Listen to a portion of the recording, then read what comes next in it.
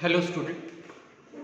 In last lecture we have started with the diversity of cryptogams or cryptogamic botany syllabus of that particular subject. We have started in last few lecture, and in the last lecture we have discussed the topic, that is viruses.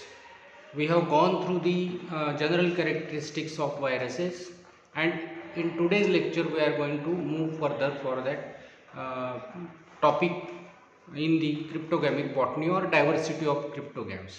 So as we know that viruses are acellular, or we can say non-living particles. They have made up of protein and the genetic material. They will multiply only when they will get a particular type of host. They are known as inert organism or inert particles. They are present everywhere. We can say whether in air or in a different places we can see the viruses are present. They are host specific, that means they cause diseases to a particular host. Say for example, COVID-19 is the only we can say the infections, or we can say only disease caused by these viruses to the humans. So they are host specific, and last and most important, they reproduce only when they will get entry to the living organism or to the host. So these are the characteristics we have gone through in the last lecture. Now in today's lecture we are going to move forward and going to look towards the classification of viruses. Now as we know that viruses are classified on the different basis, or there will be a different base. Say for example, a genetic material is one of the base. So depending on the genetic material we can classify the viruses. Depending on the structure, what type of structure they behave or they bear, on the basis of that classification of viruses is also based on the host. So for example, what type of host is utilized by that virus, and last and most important, that is mode of transmission, how they will transmit from one organism to another organism, that we called it as a mode of organism. So these are the different types of classification of viruses. The first, as we know, genetic material is either DNA or RNA, or we can say the mode of this particular genetic material present in the virus. Sometimes we can go for the structure, what structure they bears. Next one is host, which type of organism or living organism that virus use for their growth and further process. And last and most important classification of virus is based on mode of transmission, how they will transmit. So these are the basic classification line by which we can say the viruses are classified to make them study easily. So moving further, we can say the classification of virus is genetic material, structure, host, and mode of transmission. These are the we can say basic outline of the classification of the viruses. Now when we talk about the first one, that is genetic material. In a genetic material we can say there will be a DNA and RNA. These are the two genetic material. Out of these two material, viruses bears or viruses possesses only one type of DNA. Either they will possess DNA or RNA. So not both, either they will possess DNA or RNA. तर साध्या भाषेत सांगायचं तर viruses हे DNA किंवा RNA चे बनलेले असते. Now the structure. On the basis of structure we can say complex viruses is there, radial symmetry is there, or icosahedral type of viruses is there. On the basis of host, animal viruses, plant viruses, and bacteriophages. These are the three types of viruses. And the last and most important is mode of transmission, that is airborne viruses, fecal or oral transmission is there, or sexually transmitted viruses. So these are the different characteristics of the classification, how the viruses are classified. एकदम साध्या भाषेत सांगायचं तर पूर्ण पृथ्वीवर जितके काही viruses आतापर्यंत शोधल्या गेले किंवा ज्यांचा स्टडी केला गेला त्या व्हायरसेसला वेगवेगळ्या पद्धतीने कॅटेगराईज केल्या गेलं, त्यांना वेगवेगळ्या पद्धतीने वर्गीकरण त्यांचं केलं गेलं. फॉर एक्झाम्पल DNA किंवा RNA असलेले व्हायरसेस, म्हणजे पूर्ण पृथ्वीवरचे व्हायरसेस जर आपण बघितले तर ते व्हायरसेस एकतर DNAने बनलेले असतील, म्हणजे त्यांचं जेनेटिक मटेरियल जे आहे ते एकतर DNA असेल किंवा ते RNA असेल, not both, one of this two. दुसरा प्रकार आहे स्ट्रक्चरच्या बेस्डवर क्लासिफिकेशन करणे. कॉम्प्लेक्स व्हायरस कसे, तर एकदम स्टडी करण्यासाठी सुद्धा कॉम्प्लेक्स, त्यांचं स्ट्रक्चरसुद्धा कॉम्प्लेक्स आहे, ते बनलेले प्रोटीन आणि DNA किंवा RNAनीच, पण त्यांचं स्ट्रक्चर थोडं कॉम्प्लेक्स स्ट्रक्चर आहे.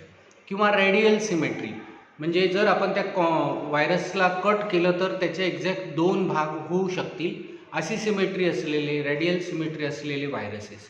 किंवा आयकोसाहेड्रल टाईपचे जे व्हायरसेस असतात ते टाईपचे व्हायरस स्ट्रक्चरवरून आपण क्लासिफाय करतो. नंतर आणि महत्त्वाचा जो क्लासिफिकेशनचा मोड आहे तो म्हणजे होस्ट स्पेसिफिक किंवा बेस्ड ऑन द होस्ट. कोणत्या प्रकारच्या ऑर्गॅनिझममध्ये ते ग्रो होतात त्याच्यावरनं त्यांचं वर्गीकरण.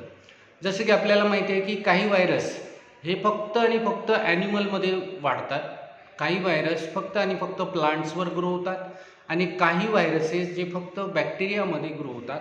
अशा 3 प्रकारचे क्लासिफिकेशन आपल्याला व्हायरसेसचं मिळतं. पहिलं आहे ॲनिमलमध्ये ग्रो होणारे virus. For example polio virus हा माणसामध्ये होणारा डिसीज आहे, किंवा आपण असं म्हणू की व्हायरल इन्फेक्शन आहे. हे फक्त आणि फक्त ह्युमनमध्ये होतं, झाडांमध्ये पोलिओ कधी होत नाही. म्हणजे याचा अर्थ असा की पोलिओ व्हायरस हा काय आहे, it is animal specific or it is majoritily grow in animals. आता प्लांट व्हायरसेस जसं की टोबॅको मोझॅक व्हायरस, हा टोबॅको नावाच्या किंवा टोबॅको फॅमिलीची जी सोलॅनेसी नावाची जी फॅमिली आहे त्या फॅमिलीवर ग्रो होणारा व्हायरस आहे. तर हा फक्त आणि फक्त त्या प्लांटवरच ग्रो होतो. It is not grow in other animal or other organism also. Now the next and most important is bacteriophages. असे काही व्हायरस आहेत जे की बॅक्टेरियाला सुद्धा इन्फेक्ट करतात. आता बॅक्टेरिया जर आपण बघितले तर ते मायक्रोस्कोपिक ऑर्गॅनिझम आहे, म्हणजे खूपच बारीक किंवा छोट्या आकारामध्ये बॅक्टेरिया असतात. त्या बॅक्टेरियाला सुद्धा इन्फेक्शन करणारे जे व्हायरसेस आहेत त्यांना बॅक्टेरियोफॅजेस म्हणतात.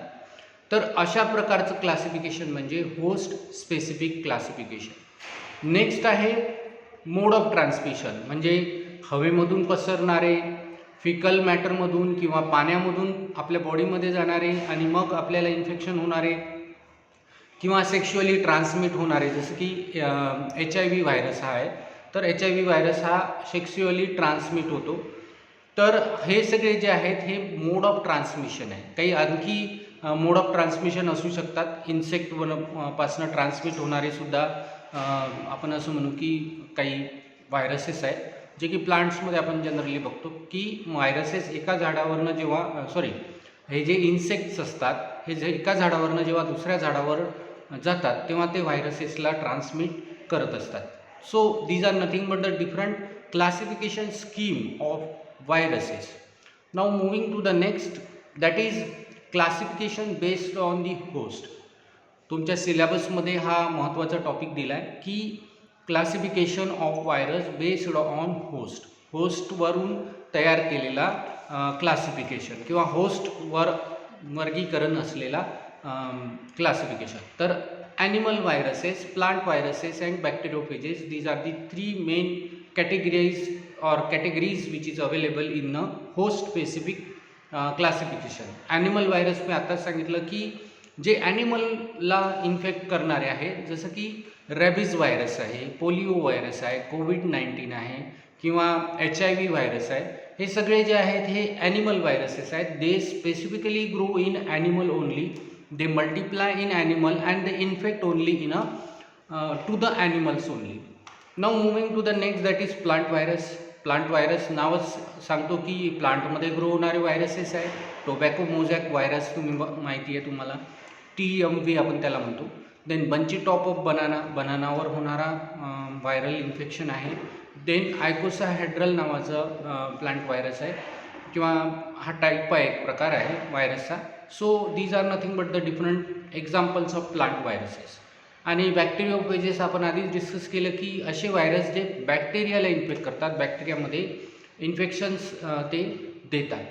So this is nothing but the classification of virus based on host, म्हणजे होस्ट स्पेसिफिक व्हायरस कसे आपण कॅटेगराईज करतो हे त्याचं महत्त्वाचं एक्झाम्पल होतं. तर ह्या व्हिडिओमध्ये आज आपण बघितलं की क्लासिफिकेशन व्हायरसचं कसं केलं जातं, वर्गीकरण कसं केलं जातं. तर host specific classification of the viruses is most important topic related to exam. So watch this video 2 times to understand, take down the notes related to these viruses or classification of viruses, and if you have any query, comment and ask me. I will definitely give you the solution for your query. Thank you.